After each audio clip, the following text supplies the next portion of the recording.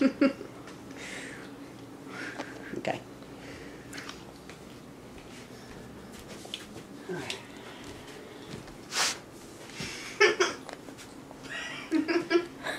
Will you protect your children from anything that plans on hurting them? I'm willing to bet you all say you will. Do you think that most everybody else would protect their children from anything that plans on hurting them? I'm sure you think most people will. We have weapons available that have been proven to save tens of thousands of lives, but some parents still won't use them. The weapon I'm referring to is vaccinations.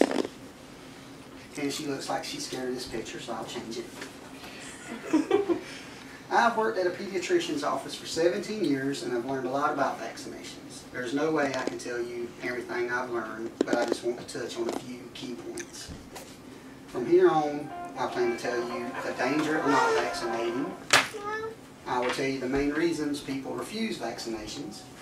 I will tell you what I think the best solution is to change their mind. And I will give you some statistics on how vaccines work. Archie Kirkley is a local PA at a pediatrician's office whom I recently interviewed.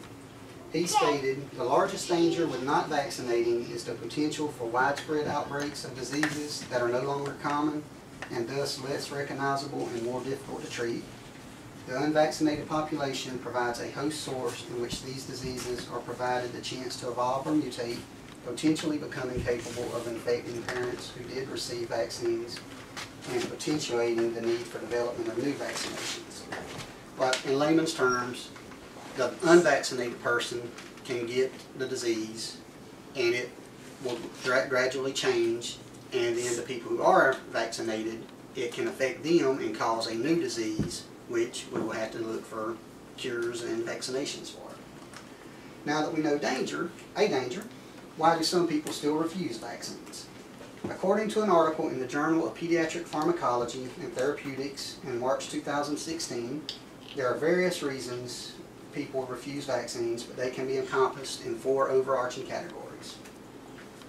Those categories are religious reasons, personal beliefs or philosophical reasons, safety concerns, and a desire for more information from healthcare providers. Now, what would be a good way to reach the people in these categories? I believe the best solution for most of these issues, and I confirmed with Mr. Kirkley, can be encompassed in one major way: education. If someone's refusing for religious reasons, it will be hard, if not impossible, to change their mind, but the easiest way would be to educate them.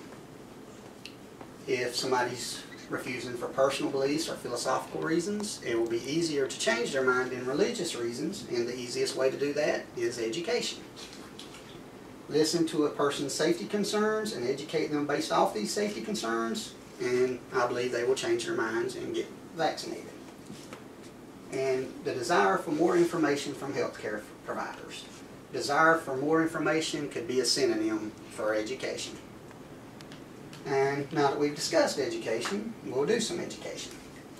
I initially had some images of the vaccine preventable diseases that I'd received from the CDC website, but some of them were pretty graphic, so I decided not to include them in the PowerPoint. You can view them at the CDC website if you choose. JAMA, which is the Journal for the American Medical Association, released some comparison of the morbidity and mortality rate for preventable diseases in the United States in 2007. I have a few different statistics on it, and I'm not going to touch on all of them, but one of the most common vaccines that people refuse is measles, mumps, and rubella. There was a fake report going around about measles, mumps, and rubella being linked to autism. That was proved to not be true. But before vaccines, this is the number before vaccines were ever invented. This is the number after vaccines were invented. The annual average cases of measles was 530,217. The annual number of deaths from measles was 440. The last reported year, there were 0 deaths from measles in 2004. Mumps, there was 162,344 cases annual average before vaccines, with 39 people dying. In 2004, 0. And rubella was 47,745 cases total, with 17 people dying. In 2004, 0. And there's other statistics also on diphtheria, pertussis, polio, smallpox, and tetanus. And on this one, it's the estimated annual number versus most recent reported number, percent reduction.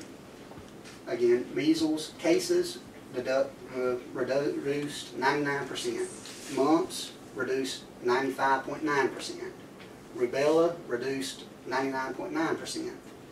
In number of deaths, all three of those have reduced by 100%. And all the other vaccine preventable diseases have reduced between 99.2 to 99.3%. And the last slide is the pre-vaccine peak number of cases per death a year and number of deaths per year. The smallest annual, our peak, was 24 for rubella in 1968. The largest in 1934, 7,518 people died from pertussis. So that is definite proof as to why we should get vaccinated. In conclusion, there is definitive proof that vaccines are beneficial for you. If you or someone you know are unsure about vaccines, seek further education about the vaccine from a medical professional. Thank you.